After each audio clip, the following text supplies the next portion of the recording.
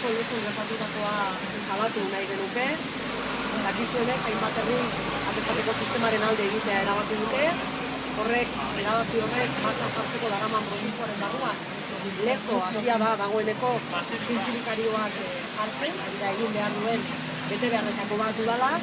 Eta lan hori egiten ari den honetan, atzo Eusko Alderdi Jeltzalearen inkontrolatu batzuk kendu egin zituzten horietako zintzilikari batzuk. Guk jarrera honen atzetik ikusten duguna da Eusko Alderdi Jeltzalearen urduritasuna bereziki ikusten duelako baita bere oinarri sozialeko jende asko eta asko ere herrietan gai honen inguruan ematen ari den eztabaida marko eta modu sosegatu batean denean, modu natural batean ikusten duela gaia, eta horrek geroz eta ageriagoan uzten duela berak dituen interes ekonomiko horiek, eta azkenean bultzatzen ari denaren atzetik ez dagoela benetan hondakinen bai bilketa bai tratararen inguruan eman behar genuken eztabaida sano, sosegatu eta eraikitzaile hori. Ustez gainera denok esaten dugunean gauza bera defendatzen dugula, ahalik eta biziklatze tasa altuenak lortu behar direla.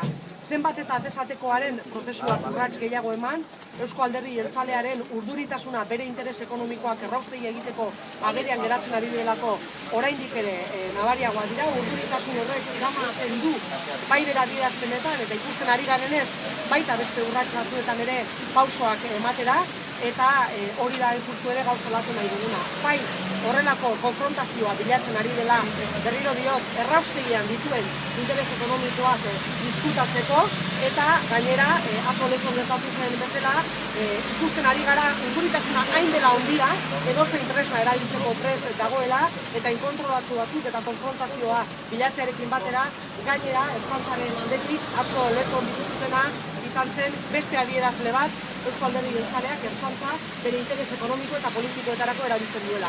Labur esateko, besteak beste, atzo ertzaintzak uko egin ziolako, hain justu ere zintzilikarioak kentzen ari ziren pertsonak identifikatzeari bere jardueran dagokion moduan.